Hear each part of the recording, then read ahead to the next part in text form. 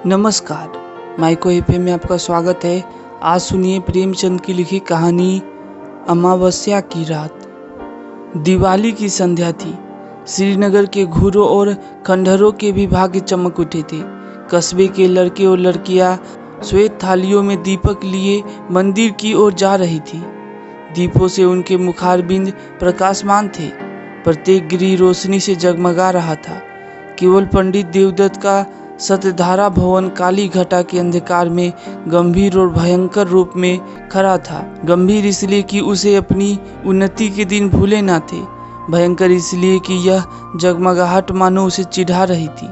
एक समय वह था जबकि ईर्ष्या भी उसे देख देख कर हाथ मलती थी, और एक समय यह है जबकि घृणा भी उस पर कटाक्ष करती है। द्वार पर द्वारपाल की जगह अब मदार के वृक्ष खड़े थे। दीवान खाने में एक मतंग सारा करता था। ऊपर के घरों में जहाँ सुंदर रमणियाँ मनोहर संगीत गाती थी, वहाँ आज जंगली कबूतरों के मधुर स्वर सुनाई देते थे। किसी अंग्रेजी मदरसे के विद्यार्थी के आचरण की भांति उसकी जड़ें हिल गई थी, और उसकी दीवारें किसी विधवा स्त्री के हृदय की भांति विदीर्ण हो रही थी। पर समय को हम कुछ नहीं कह सकते। समय की निंदा व्यर्थ और मूल है। यह मूर्खता और अदूरदर्शिता का फल था। अमावस्या की रात्रि थी। प्रकाश से पराजित होकर मानो अंधकार ने उसी विशाल भवन में शरण ली थी। पंडित देवदत्त अपनी अर्ध अंधकार वाले कमरे में मौन परंतु चिंता में निमग्न थे। आज 1 महीने से उनकी पत्नी गिरिजा की जिंदगी को निर्दय काल ने खिलवाड़ बना लिया है। पंडित जी दरिद्रता और दुख को भुगतने के लिए तैयार थे। भाग्य का भरोसा उन्हें धैर्य बंधाता था, किंतु यह नई विपत्ति सहन शक्ति से बाहर थी। बेचारे दिन के दिन गिरिजा के सिरहाने बैठे हुए उसके मुरझाए हुए मुख को देखकर कुढ़ते और रोते थे। गिरिजा जब अपने जीवन से निराश होकर रोती तो वह उसे समझाती, गिरिजा रो मत, शीघ्र ही अच्छी हो जाओगी। पंडित देवदत्त के पूर्वजों का कारोबार बहुत विस्तृत था। वे लेन देन किया करते थे। अधिकतर उनके व्यापार बड़े बड़े चकलेदारों और रजवारों के साथ थे। उस समय ईमान इतना सस्ता नहीं बिकता था। सादे पत्रों पर लाखों की बातें हो जाती थी। मगर सन 57 ईस्वी के बलबे ने कितनी ही रियासतों और राज्यों को मिटा दिया, और उनके साथ तिवारियों का यह अन्य धनपूर्ण परिवार भी मिट्टी में मिल गया। खजाना लूट गया। बही खाते पंसारियों के काम आए। जब कुछ शांति हुई, रियासतें फिर संभली तो समय पलट चुका था। वचन लेख के अधीन हो रहा था तथा लेख में भी सादे और रंगीन का भेद होने लगा था। जब देवदत्त ने होश संभाला तब उनके पास इस खंडहर के अतिरिक्त और कोई संपत्ति न थी। अब निर्वाह के लिए कोई उपाय न था। कृषि में परिश्रम और कष्ट था। वाणिज्य के लिए धन और बुद्धि की आवश्यकता थी। विद्या भी ऐसी नहीं कि कहीं नौकरी करते।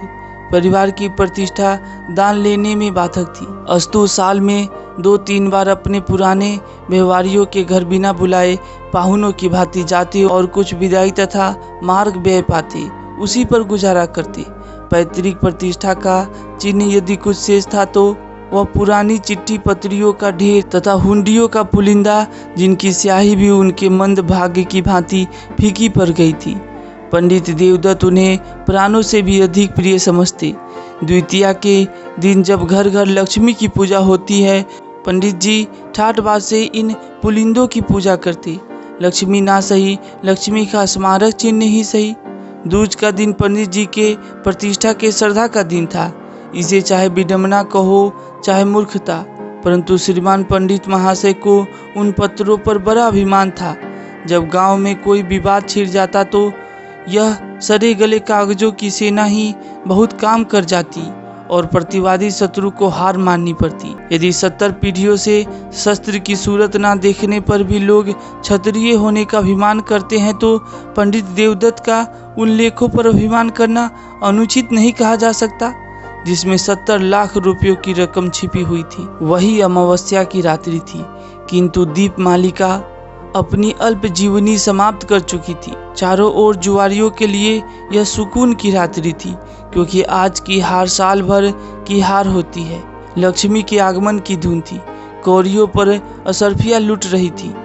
भट्टियों में शराब के बदले पानी बिक रहा था। पंडित देवदत्त के अतिरिक्त कस्बे में कोई ऐसा मनुष्य नहीं था जो कि दूसरों की कमाई समेटने की धुन में ना हो। आज भोर से ही गिरिजा की अवस्था शोचनीय थी। विषम ज्वर उसे एक एक क्षण में मूर्छित कर रहा था। एकाएक उसने चौंक कर आंखें खोली और अत्यंत क्षीण स्वर में कहा, आज तो दिवाली है। देवदत्त ऐसा निराश हो रहा था कि गिरिजा को चैतन्य देखकर भी उसे आनंद नहीं हुआ। बोला, हाँ, आज दिवाली है। गिरिजा ने आंसू भरी दृष्टि से इधर उधर देखकर कहा, हमारे घर में क्या दीपक ना जलेंगे? देवदत्त फूट फूट कर रोने लगा। गिरिजा ने फिर उसी स्वर में कहा, देखो, आज बरस भर के दिन भी घर अंधेरा रह गया। मुझे उठा दो, मैं भी अपने घर दिए जलाऊंगी। ये बातें देवदत्त के हृदय में चुभी जाती थी। मनुष्य की अंतिम घड़ी लालसाओं और भावनाओं में व्यतीत होती है। इस नगर में लाला शंकर दास अच्छे प्रसिद्ध वैद्य थे। अपने प्राण संजीवन औषधालय में दवाओं के स्थान पर छापने का प्रेस रखे हुए थे। दवाइयाँ कम बनती थी, इश्तेहार अधिक प्रकाशित होते थे। वे कहा करते थे कि बीमारी केवल रईसों का ढकोसला है और पॉलिटिकल इकोनॉमी के अनुसार इस विलास पदार्थ से जितना अधिक संभव हो टैक्स लेना चाहिए। यह कोई निर्धन तो है नहीं। यदि कोई निर्धन है तो हो, यदि कोई मरता है तो मरे। उसे क्या अधिकार है कि बीमार पड़े और मुफ्त में दवा कराए? भारतवर्ष की यह दशा अधिकतर मुफ्त दवा कराने से हुई है। इसने मनुष्यों को असावधान और बलहीन बना दिया है। देवदत्त महीने भर नित्य उनके निकट दवा लेने आता था, परंतु वैद्य जी कभी उसकी ओर इतना ध्यान नहीं देते थे वह अपनी शोचनीय दशा प्रकट कर सके। वैद्य जी के हृदय के कोमल भाग तक पहुंचने के लिए देवदत्त ने बहुत कुछ हाथ पैर चलाए। वह आंखों में आंसू भरे आता, किंतु वैद्य जी का हृदय ठोस था, उसमें कोमल भाव था ही नहीं। वहीं अमावस्या की डरावनी रात थी। गगन मंडल में तारे आधी रात के बीतने पर और भी अधिक प्रकाशित हो रहे थे, मानो श्रीनगर की बुझी हुई दिवाली पर कटाक्ष युक्त आनंद के साथ मुस्कुरा रहे थे। देवदत्त बेचैनी की दशा में गिरिजा के सिराहने से उठे और वैद्य जी के मकान की ओर चले। वे जानते थे कि लाला जी बिना फीस लिए कदापि नहीं आएंगे, किंतु हताश होने पर भी आशा पीछा नहीं छोड़ती। देवदत्त कदम आगे बढ़ाते चले जाते थे। हकीम जी उस समय अपने रामबाण विदु का विज्ञापन लिखने में व्यस्त थे। उस विज्ञापन की भावप्रद भाषा तथा आकर्षण शक्ति देखकर कह नहीं सकते कि वे वैद्य शिरोमणि थे या सुलेखक विद्यावारिधि। पाठक, आप उनके उर्दू विज्ञापन का साक्षात दर्शन कर ले। नाजरीन, आप जानते हैं कि मैं कौन हूँ। आपका जर्द चेहरा, आपका तने लागिर, आपका जरा सी मेहनत में बेदम हो जाना, आपका लज्जात दुनिया में महरूम रहना, आपका खाना तरीकी, यह सब इस सवाल का नफी में जवाब देते हैं। सुनिए, मैं कौन हूँ? मैं वह शख्स हूँ जिसने इमरानी इंसानी को पर्दे दुनिया से गायब कर देने का बीड़ा उठाया है, जिसने इश्तिहारबाज जाफरोश गंदुम नुमा बने हुए हकीमों को बेखबर व बुन से खोद कर दुनिया को पाक कर देने का अज़्म विल जज्म कर लिया है। मैं वह हैरतअंगेज इंसान जयीफ उल बयान हूँ जो नासाद को दिलसाद, नामुराद को बामुराद, भगोरे को दिलेर, गीदर को शेर बनाता है। और यह किसी जादू से नहीं, मंत्र से नहीं, वह मेरी इजाद करदा अमृत बिंदु के अदना करिश्मे हैं। अमृत बिंदु क्या है, इसे कुछ मैं ही जानता हूँ। महर्षि अगस्त ने धन्वंतरी के कानों में इसका नुस्खा बतलाया था। जिस वक्त आप बीपी पार्सल खोलेंगे, आप पर उसकी हकीकत रोशन हो जाएगी। यह आबे हयात है, यह मर्दानगी का जौहर, फरजानी का अक्सीर, अक्ल का मुरब्बा और जेहन का शकील है। अगर वर्षों की मुशायराबाजी ने भी आपको शायर नहीं बनाया, अगर सबे रोज के रटंत पर भी आप इम्तिहान में कामयाब नहीं हो सके, अगर दलालों और खुशामद और मुवक्किलों की नाज बर्दारी के बावजूद भी आप अहाते अदालत में भूखे कुत्ते की तरह चक्कर लगाते फिरते हैं, अगर आप गला फाड़ फाड़ चीखने, मेज पर हाथ पैर पटकने पर भी अपनी तकरीर से कोई असर पैदा नहीं कर सकते, तो आप अमृत बिंदु का इस्तेमाल कीजिए। इसका सबसे बड़ा फायदा, जो पहले ही दिन मालूम हो जाएगा, यह है कि आपकी आंखें खुल जाएगी और आप फिर कभी इश्तिहारबाज हकीमों के दाम फरे में ना फंसेंगे। वैद्य जी इस विज्ञापन को समाप्त कर उच्च स्वर से पढ़ रहे थे। उनके नेत्रों में उचित अभिमान और आशा झलक रही थी। इतने में देवदत्त ने बाहर से आवाज दी। वैद्य जी बहुत खुश हुए। रात के समय उनकी फीस दुगनी थी। लालटेन लिए बाहर निकले तो देवदत्त रोता हुआ उनके पैरों से लिपट गया और बोला, वैद्य जी, इस समय मुझ पर दया कीजिए। गिरिजा अब कोई शायद की पाहुनी है, अब आप ही उसे बचा सकते हैं। यो तो मेरे भाग में जो लिखा है वही होगा, किंतु इस समय तनिक चलकर आप देख ले तो मेरे दिल का दाह मिट जाएगा। मुझे धैर्य हो जाएगा कि उसके लिए मुझसे जो कुछ हो सकता था मैंने किया। परमात्मा जानता है कि मैं इस योग्य नहीं हूँ कि आपकी कुछ सेवा कर सकूं, किंतु जब तक जीऊंगा आपका यश गाऊंगा और आपके इशारों का गुलाम बना रहूंगा। हकीम जी को पहले कुछ तरस आया, किंतु वह जुगनू की चमक थी जो शीघ्र स्वार्थ के विशाल अंधकार में विलीन हो गई। वही अमावस्या की रात्रि थी। वृक्षों पर सन्नाटा छा गया था। जीतने वाले अपने बच्चों को नींद से जगाकर इनाम देते थे। हारने वाले अपनी रुष्ट और क्रोधित स्त्रियों से क्षमा के लिए प्रार्थना कर रहे थे। इतने में घंटी के लगातार शब्द वायु और अंधकार को चीरते हुए कान में आने लगे। उनकी सुहावनी ध्वनि इस निस्तब्ध अवस्था में अत्यंत भली प्रतीत होती थी। यह शब्द समीप हो गए और अंत में पंडित देवदत्त के समीप आकर उस खंडहर में डूब गए। पंडित जी उस समय निराशा के अथाह समुद्र में गोते खा रहे थे। शोक में इस योग्य भी नहीं थे कि प्राणों से भी अधिक प्यारी गिरजा का दवा दर्पण कर सके। क्या करे इस निष्ठुर वैद्य को यहाँ कैसे लाए? जालिम, मैं सारी उम्र तेरी गुलामी करता, तेरे इश्तिहार छापता, तेरी दवाइयाँ कूटता। आज पंडित जी को यह ज्ञात हुआ कि 70 लाख की चिट्ठी पत्रियां इतनी कौड़ियों के मोल भी नहीं। पैतृक प्रतिष्ठा का अहंकार अब आंखों से दूर हो गया। उन्होंने उस मखमली थैले को संदूक से बाहर निकाला और उन चिट्ठी पत्रियों को, जो बाप दादों की कमाई का शेषांश थी और प्रतिष्ठा की भांति जिनकी रक्षा की जाती थी, एक एक करके दिया को अर्पण करने लगे।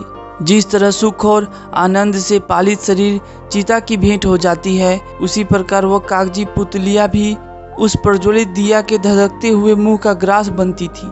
इतने में किसी ने बाहर से पंडित जी को पुकारा।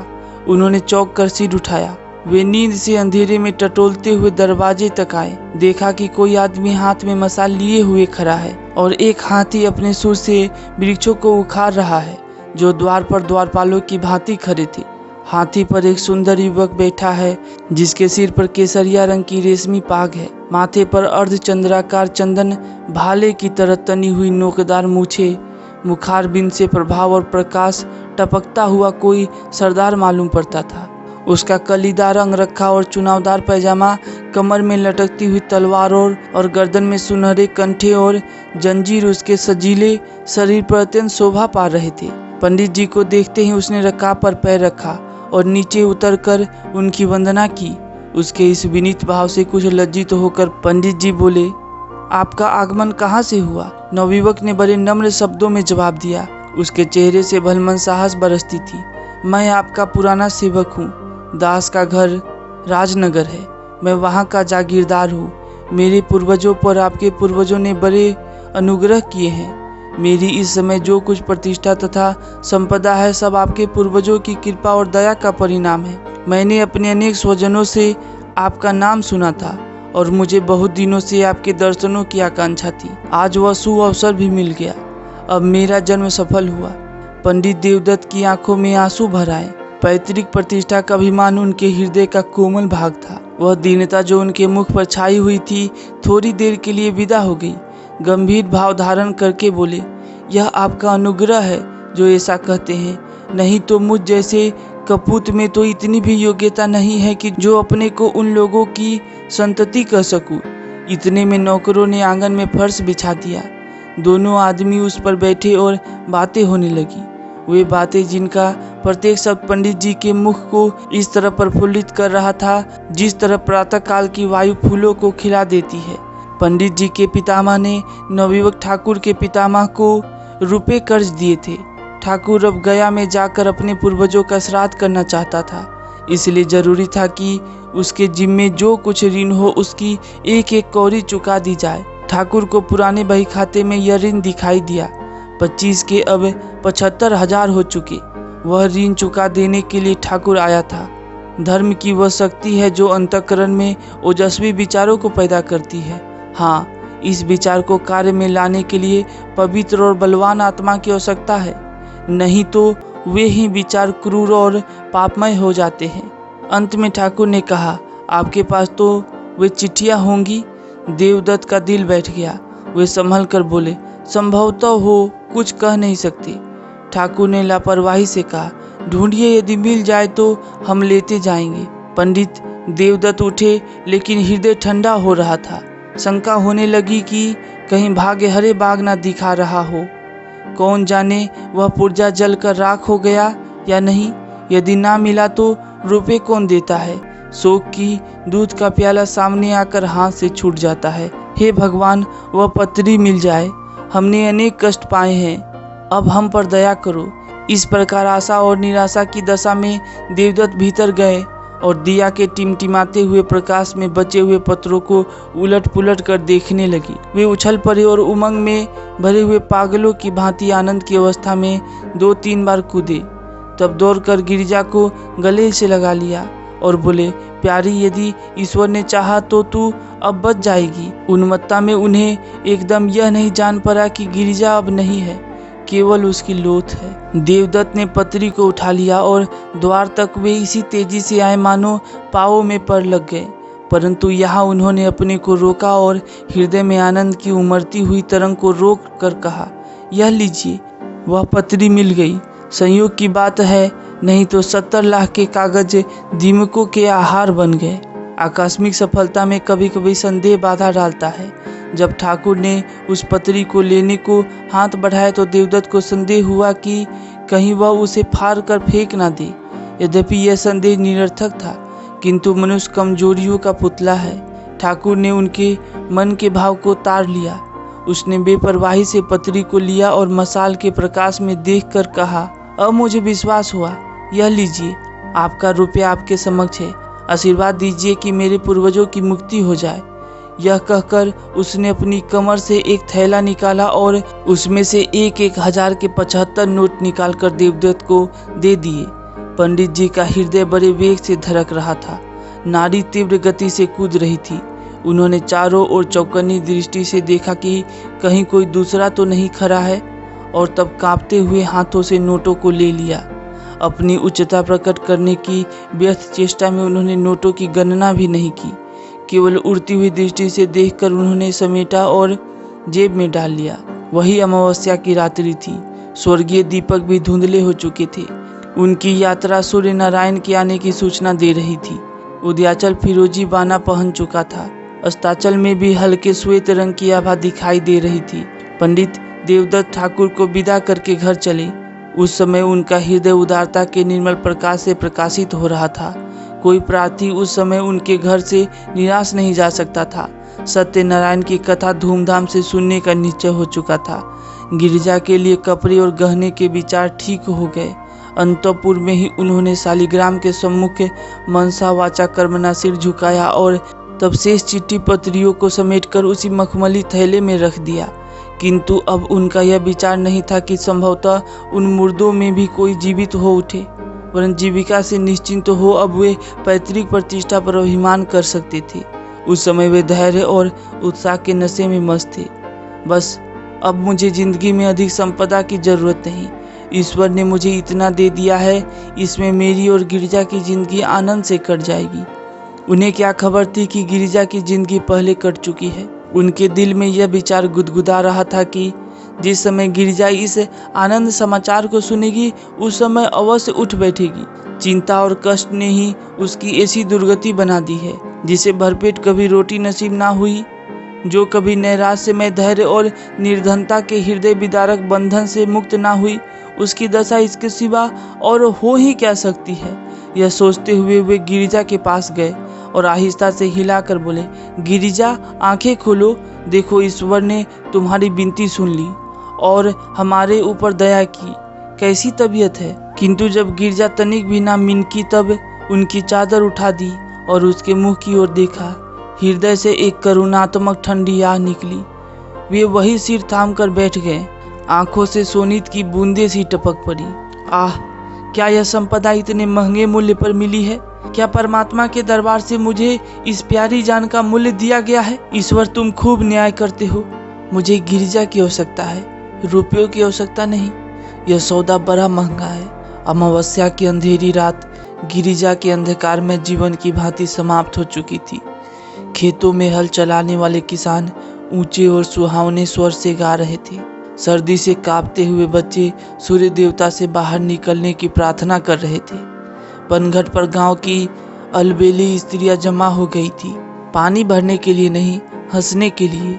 कोई घड़े को कुएं में डाले हुए अपनी पोपली सास की नकल कर रही थी, कोई खंभों से चिपटी हुई अपनी सहेली से मुस्कुराकर प्रेम रहस्य की बातें करती थी। बूढ़ी स्त्रियां पोतों को गोद में लिए अपनी बहुओं को कोस रही थी कि घंटे भर हुए अब तक कुएं से नहीं लौटी, किंतु राजवैद्य लाला शंकरदास अभी तक मीठी नींद ले रहे थे। खांसते हुए बच्चे और कराहते हुए बूढ़े उनके औषधालय के द्वार पर जमा हो चले थे। इस भीड़ भब्बर से कुछ दूर पर 2-3 सुंदर किंतु मुरझाए हुए नवयुवक टहल रहे थे और वैद्य जी से एकांत में कुछ बातें किया चाहते थे।